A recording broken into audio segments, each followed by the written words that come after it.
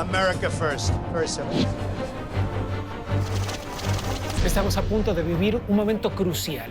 El Tratado de Libre Comercio entre México, Estados Unidos y Canadá desaparecerá, al menos como lo conocemos hasta el día de hoy. Donald Trump amenazó con renegociar o cancelar ese acuerdo durante sus primeros 200 días de gobierno.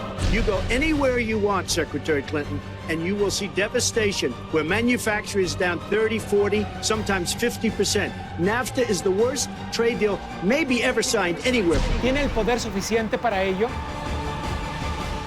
Implicaría una reducción importante en los 532,000 millones de dólares que Estados Unidos y nuestro país intercambiaron tan solo el año pasado.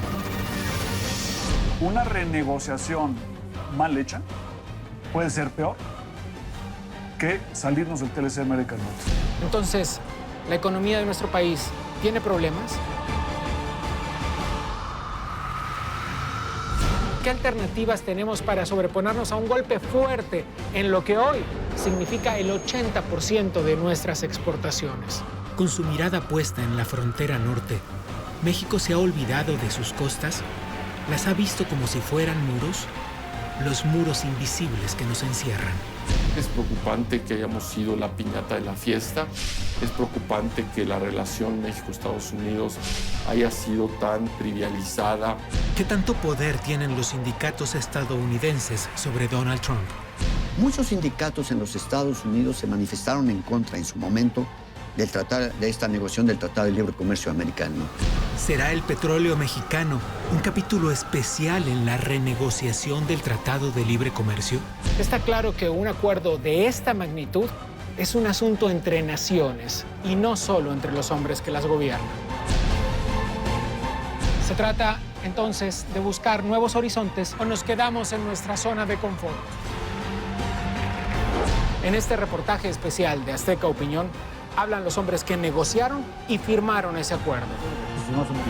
Nos cuentan los pros y los contras que 23 años de Tratado de Libre Comercio nos han dejado en la zona comercial más grande del mundo. We will make America great again.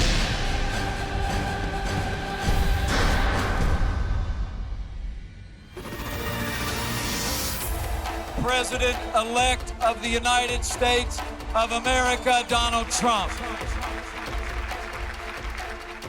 Habrá que ser muy pedagógicos en esta negociación para explicar que el TLC, explicarle a la contraparte, no es solo una cuestión comercial de relación, sino un nuevo tipo de relación entre México y Estados Unidos. Que los beneficios que recibimos están interrelacionados con los que ellos también reciben. Para algunos, el TLC es también el marco político con el que por primera vez México se relacionó de manera más diplomática con nuestro vecino del norte y además significa la entrada a las grandes ligas del comercio internacional. Vamos a ver si el tratado es suficientemente robusto desde el punto de vista legal y desde el punto de vista político y geopolítico para mantener abierta la economía de Estados Unidos. No como se pensaba antes, que el TLC era necesario para mantener abierta la economía mexicana. Noviembre de 88, en esa reunión como presidentes electos en Houston, yo le planteé al presidente electo Bush que la primera prioridad en nuestra agenda era una negociación con los 500 bancos comerciales del mundo, con los que eran nuestros acreedores, para ya no renegociar y posponer pagos de la deuda, sino proceder a las quitas y reducción de ese monto que tanto nos ahogaba. El presidente Bush accedió y una vez que concluí con el mío, él pasó al suyo. El tema fundamental para él era proponerme un acuerdo de libre comercio entre Estados Unidos y México. Sin embargo, las partes no llegarían a ningún acuerdo y el Tratado de Libre Comercio tardaría años en concretarse. Yo lo pensé un momento y lo que le respondí fue: ya aceptamos entrar a una gran negociación para reducir el saldo de la deuda. Si yo le digo a usted, presidente Bush, que sí vamos a una negociación del Tratado de Libre Comercio, entonces ustedes me van a pedir reducciones de aranceles mexicanos a cambio de quitas de deuda de sus bancos y no me van a conceder nada de acceso de productos mexicanos al gran mercado de los Estados Unidos. El TLC nacía en un momento en el que se planteaba una nueva forma de globalización en el escenario de la economía mundial. La caída del muro de Berlín traía el fin de la Guerra Fría.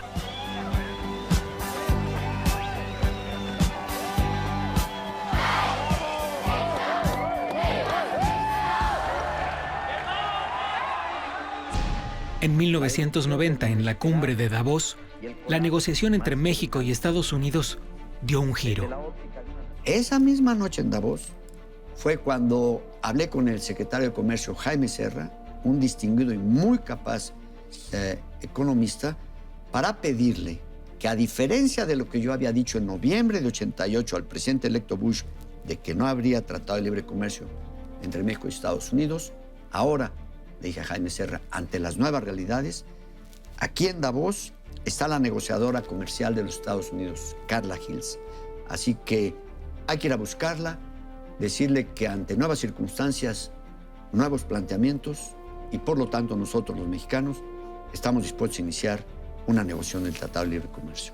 El TLC no iba a ser una panacea económica, sino que era un instrumento para aumentar las exportaciones y para atraer mayor inversión extranjera directa al país. El documento quedó listo tras 389 reuniones de los grupos de trabajo y fue firmado el 17 de diciembre de 1992 por Carlos Salinas de Gortari, presidente de México, George Bush, de Estados Unidos, y Brian Mulroney, primer ministro de Canadá, y entró en vigor el 1 de enero de 1994. Hay 200,000 millones de dólares invertidos en México que predican sobre la importancia de las cadenas de valor, que nos dan competitividad y que nos dan productividad. Más de 1 millón de cruces legales en la frontera. No hay ninguna otra frontera tan transitada como México. 370,000 camiones la cruzan todos los días. En México, la inversión extranjera directa pasó de 1.200 millones de dólares en 1993 a 12.656 millones de dólares en 2012. El comercio entre México y Estados Unidos creció 506% entre 1993 y 2012. En el mismo lapso, el intercambio de ese país con Canadá creció el 192%. Hay que recordar, quizá la gente no lo sepa, que el mercado más grande del mundo para Estados Unidos es Canadá. Le compra el 18% de lo que Estados Unidos vende, pero que México es el segundo, con el 16%. Entonces, estaría negociando Estados Unidos con sus principales mercados y no sería una negociación menor. Así como México pudo crear 3 millones de empleos adicionales vinculados al comercio exterior gracias al Tratado de Libre Comercio de América del Norte, también los Estados Unidos han logrado generar más de 7 millones de empleos adicionales y que hoy están vinculados a lo que ellos llaman el NAFTA. Solo en California hay alrededor de 750,000 empleos vinculados al NAFTA. En Texas hay más de 500,000. En Florida, casi 300,000 empleos vinculados al NAFTA. Estados Unidos es el principal socio comercial de nuestro país. Concentra el 64% del comercio total y el 80% de nuestras exportaciones. Nosotros significamos menos para ellos. México representa el 16% del total del comercio que mantiene Estados Unidos, pero ese, de todas formas, es un número muy alto en la economía de un país. México le vende el 28% de las autopartes de Estados Unidos. O sea, somos un monstruo en autopartes. Si cerráramos la frontera un día, no podrías hacer funcionar una planta de producción de automóviles en Michigan, en Illinois, en Ohio, sin partes mexicanas. Y Canadá juega otro papel muy importante, porque Canadá es una fuente potencial de productos agropecuarios para México muy grande y competidor del medio oeste de Estados Unidos. Entonces, digamos, si hubiera fricciones entre México y Estados Unidos, que yo creo que hay que evitar, por supuesto, Canadá es una fuente alternativa de granos, de cárnicos, de productos pecuarios. En 1994, las exportaciones de México hacia Estados Unidos sumaron 51.600 millones de dólares. En 2012, la cifra llegó a 317.814 millones. O sea, lo que hagamos entre México, Estados Unidos y Canadá en los próximos semanas o meses, incluso si no hacemos nada, el mundo entero nos va a estar viendo. Trump asegura que en los últimos 15 años, 60.000 fábricas han cerrado y se ha perdido casi 5 millones de empleos. Se ha dicho que el llamado en Estados Unidos Rust Belt, llamémosle el cinturón oxidado, que son estados dentro de una región en el norte de Estados Unidos, en el noreste, que tienen una gran actividad manufacturera en el pasado y hoy han perdido esas actividades. Pero lo que no se ha sabido explicar o no se ha querido es que la declinación de la actividad manufacturera en esos estados como Ohio, como Michigan, como Pensilvania, viene desde los años 60 del siglo pasado. Es un cambio en la estructura productiva de la gran nación que son los Estados Unidos, en donde en esos años 60 las manufacturas, la industria, representaba más de 30% del Producto Nacional. Hoy solo representa el 9%. ¿Qué pasó? Que se están convirtiendo en una economía de servicios, en los que las finanzas, el turismo, las actividades profesionales son las que representan más de 30% de su Producto Nacional. El deseo de Trump es incentivar el autoconsumo, aumentar la producción agrícola y fabril dentro de Estados Unidos y reducir lo más posible las importaciones, incluso poniendo impuestos sobre los productos extranjeros. Evidentemente ha habido un cambio tecnológico muy importante donde procesos que ahora se han sido automatizados han dejado fuera de su trabajo a un grupo importante de trabajadores y eso pues ha generado ciertas presiones y ciertos movimientos, incluso de desempleo en algunas partes de Estados Unidos, pero que tienen que ver muy poco con la competencia con México. En Estados Unidos, más de 1 millón de secretarias desaparecieron del mercado laboral entre el año 2000 y 2010. También el 64% de las personas que trabajaban como operadoras telefónicas y 46% de los agentes de viajes, según estadísticas del Departamento de Trabajo. Los gobiernos no han sabido capacitar a su población para un mundo computarizado que parecía lejano. Un estudio de la Universidad de Oxford asegura que 47% de los empleos de Estados Unidos está en riesgo a causa de la tecnología. La enorme diferencia salarial entre Estados Unidos y México ha resultado un asunto beneficioso para las empresas que tienen sus plantas aquí y una fuente de reclamos por parte de los sindicatos del otro lado de la frontera. ¿Será que Donald Trump prestó especial atención a las agrupaciones sindicales? Pero, ¿a cambio de qué? Muchos sindicatos en los Estados Unidos se manifestaron en contra en su momento de esta negociación del Tratado de Libre Comercio Americano y aducían que los empleos se iban a venir a México y los iban a perder ellos porque en México había salarios más bajos, no se respetaban las leyes laborales y no había defensa sindical de los trabajadores. Las tres cosas no ocurrieron. La empresa Carrier de acondicionadores de aire había anunciado dejar Indiana y establecerse en México durante 2017. Trump amenazó que si lo hacían, iba a imponerles un impuesto de 35% a cada aparato que cruzara la frontera hacia Estados Unidos. Carrier retrocedió. Un caso opuesto es el de la cadena de supermercados Walmart, que anunció inversión directa de $1.300 millones y la generación de 10,000 empleos en territorio mexicano. Los sindicatos juegan un papel, sin duda, pero hay que mostrarle a los sindicatos, es clarísimo, lo es regional y sectorialmente, que cuando hay más integración con México, hay más empleos en Estados Unidos. El problema donde hay desempleo en Estados Unidos es en sectores o regiones donde no ha habido integración con México.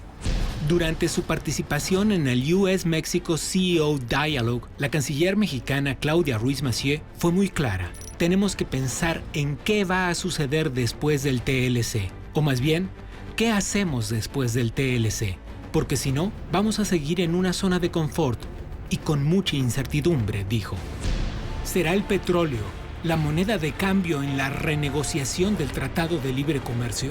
¿Hacia dónde debe mirar México para superar la crisis que se avecina?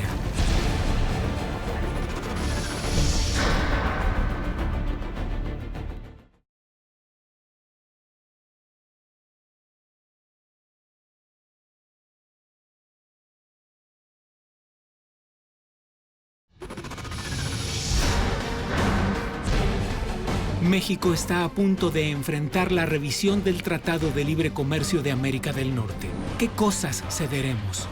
¿Hacia dónde debemos mirar para superar este momento clave de la economía nacional? Somos en parte responsables de esta desinformación, mala información que tienen sectores importantes de Estados Unidos.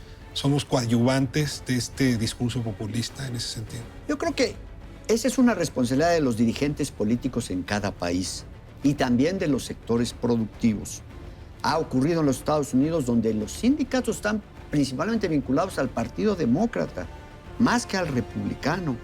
Y en estos años, más de 20 que lleva en ejecución el Tratado de Libre Comercio de América del Norte, ninguna de las dos administraciones en los Estados Unidos, ni republicanos ni demócratas, se preocuparon por hacer ver que el tratado o estos procesos de integración tenían efectos positivos en términos del empleo y la calidad de los mismos, y que los que estaban perdiendo obedecían más a este cambio radical en la forma de producir en las grandes economías industrializadas. Debe plantearlo así. Si México fuera un avión, hay un motor que le deja 430,000 millones de dólares anuales. Hay un motor más pequeño, del cual hablamos todo el tiempo, pero solo deja 30,000 millones de dólares el petróleo. Y 20,000, 22,000 millones que dejará turismo y remesas. Es decir, la bujía principal que mueve la economía mexicana hoy es la manufactura de exportación. Presidente, ¿qué va a pasar si en una política proteccionista de Estados Unidos hay una reducción del 20% de esta cifra? Ni siquiera me voy al total. Sí somos dependientes a tal punto. Por ejemplo, se habla de las exportaciones automotrices de México a Estados Unidos, que ya representan el 25% de todas nuestras exportaciones. Bueno, de cada dólar que se exporta, 40 centavos son de productos norteamericanos que importamos. Y en el proceso de producción de esos automóviles, 8 veces cruzan la frontera ida y vuelta para poder producirlos. Es decir, estamos interrelacionados. I don't think that the global world is going to change a great deal. There are protectionist pressures on everybody. But with many things, if you protect, you gain some, but you lose others.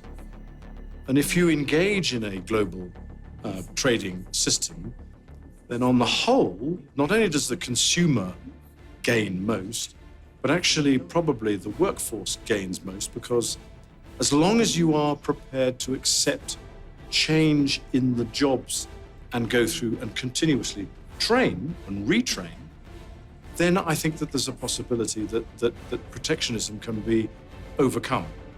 México tiene muchas otras posibilidades, entre ellas, abrirse más a la globalización comercial y mirar sus enormes costas como grandes puertas al mundo.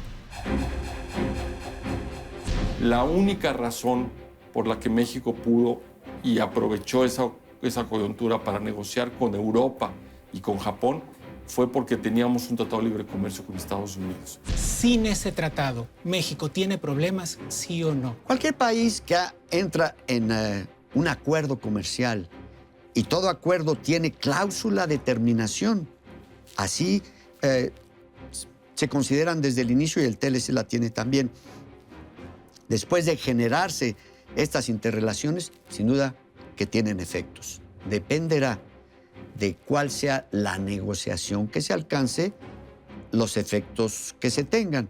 Y eso es, en lugar de especular sobre ellos, me parece que lo importante sería, en todo caso, concentrarse en los equipos negociadores, la temática y la dimensión de la negociación que se anticipa. Obviamente también hay espacio para mejorar cosas que no se incluyeron en el TLC hace 20 años.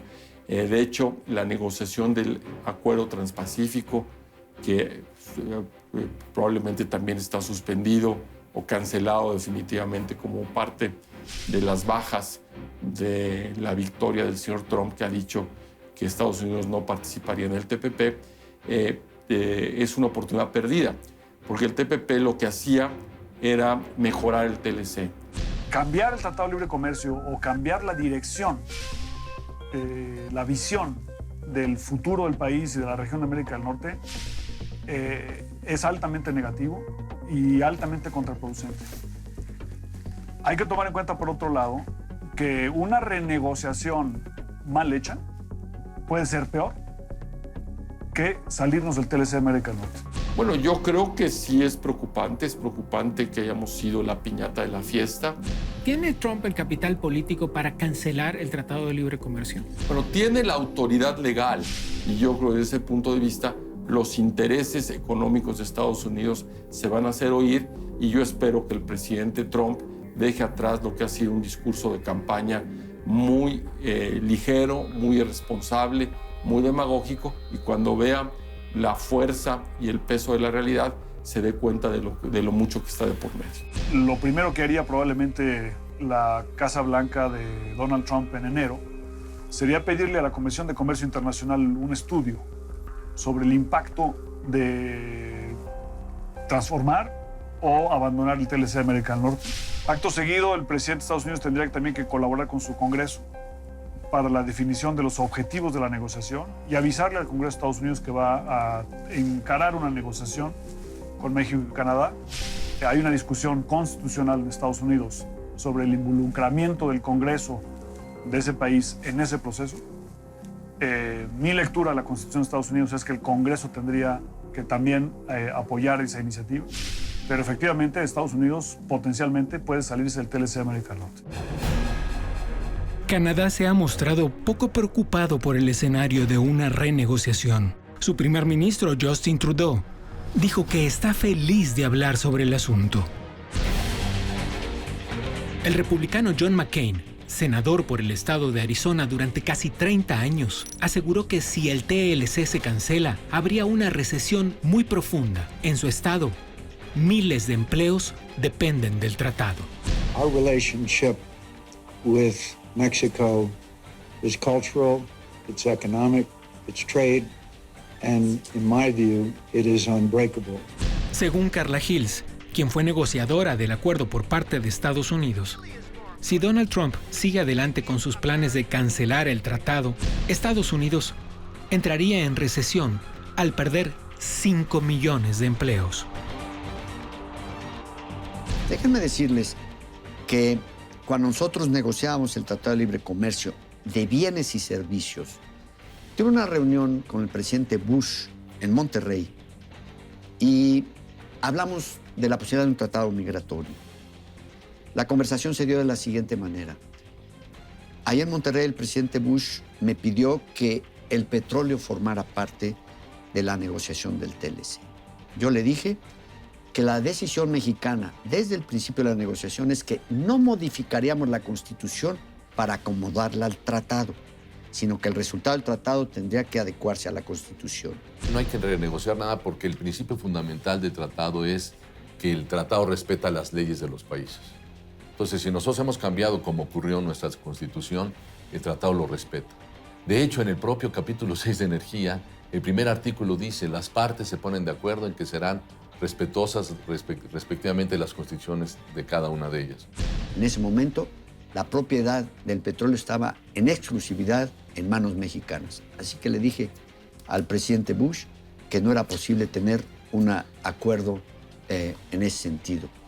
Le planteé la reforma migratoria y me dijo que no podía pasar en el Congreso de los Estados Unidos un tratado de libre comercio de bienes y servicios y un tratado de la similar dimensión sobre el libre movimiento de personas. Se quedaron sin el petróleo mexicano y nosotros sin la posibilidad de un tratado migratorio. Hoy, todo indica que precisamente el petróleo será un asunto clave en las renegociaciones del Tratado de Libre Comercio. Aunque la reforma energética ya permite la inversión extranjera en materia de hidrocarburos en México, Estados Unidos buscaría acuerdos que lo coloque en posición de ventaja. Donald Trump ha elegido como secretario de Estado, su mano derecha en el gobierno, a Rex Tillerson, el director de ExxonMobil, la petrolera pública más grande del mundo. ¿Una casualidad? ¿Qué herramientas tiene México para sobreponerse a un golpe fuerte que implicaría la cancelación del Tratado de Libre Comercio? México tiene que mirar hoy al mundo. O sea, no es suficiente hoy ser competitivos en Estados Unidos, sino que la clave para América del Norte es ser competitivos en todo el mundo. Entonces tenemos que, digamos, tener una estructura comercial que nos permita competir en Asia. Por eso era importante el Acuerdo Transpacífico, que nos permita competir en Europa. Por eso es importante la actualización del acuerdo con la Unión Europea, que nos permita ser competitivos en América Latina. México debe seguir expandiendo su presencia en otros mercados y, por supuesto, hoy el cambio de vientos en Mercosur, sobre todo con gobiernos mucho más proclives a medidas de economía de mercado, como es el caso en Argentina y en cierto sentido también en Brasil. Esta gran recesión ha implicado que no ha habido una respuesta a los que salieron perjudicados con la crisis financiera económica del 2008 y hay ese enojo en las sociedades, pero además la resolución que se dio a la crisis ha sido muy injusta. Los más ricos se hicieron más ricos, los financieros no vieron prácticamente ninguna penalidad judicial y entonces también hay un enojo social porque 5 millones de familias solo en los Estados Unidos perdieron sus viviendas y muchos más perdieron sus empleos. Así que tenemos la combinación de una deficiente explicación de lo que es el Tratado de Libre Comercio de América del Norte en un clima de opinión en el cual hay una válida y legítimo reclamo por la tan injusta solución a la crisis del 2008. ¿Donald Trump es consciente de que Estados Unidos no termina de reponerse de aquella crisis inmobiliaria? Era contada así en la película The Big Short. Y el país apenas notó que la vieja y aburrida banca se convertía en su principal industria. Hasta que un día, casi 30 años después, en el 2008, todo se derrumbó.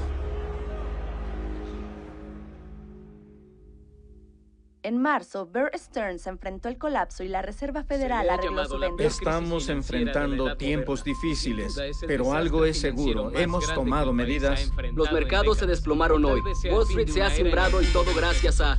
Al final, los bonos hipotecarios de Luis Ranieri mutaron en una monstruosidad que hizo colapsar a la economía mundial. Y ninguno de los expertos, líderes y especialistas tenían idea de qué pasaría. ¿Podrá nuestro país moverse a tiempo del status quo en el que se ha sumido? Si México lograra mejores acuerdos comerciales con Asia, con Europa y con el Mercosur, tendría acceso nada menos que al 72.6% del comercio exterior de todo el planeta, un total de 9.422 billones de dólares cada año. Yo creo que si el señor Trump trata de cumplir algunas de sus amenazas, en particular esta que mencionas del 35% de aranceles a las exportaciones procedentes de México y de China, que también mencionó, sucederían dos cosas. Primero, tendría que ir al Congreso estadounidense. Aquí sí el presidente de Estados Unidos, a menos que invocara una cláusula de seguridad nacional de emergencia que difícilmente pasaría la prueba de la risa, tendría que pasar por el Congreso. Y el Congreso tendría que autorizarle estos impuestos de 35%. Lo segundo que pasaría es que eso sería una violación flagrante de la Organización Mundial de Comercio, porque Estados Unidos no tiene derecho a subir sus aranceles a esos niveles sin violar sus compromisos de la OMC. Y violar el compromiso con la OMC sería violar compromisos con 160 países. En lugar de poner, digamos, muros, lo que necesitamos son ductos y líneas de transmisión de electricidad y puentes para que haya más y no menos comercio entre Estados Unidos y México. Pero no nos podemos pelear ni con la geografía ni con la economía. Y somos parte de América del Norte, lo seguiremos siendo en el futuro y la integración se seguirá dando y profundizando con Estados Unidos y Canadá. ¿Cuál será el impacto de la llegada de Donald Trump a la presidencia del país más poderoso del mundo. ¿Tenemos herramientas para enfrentar una nueva crisis económica?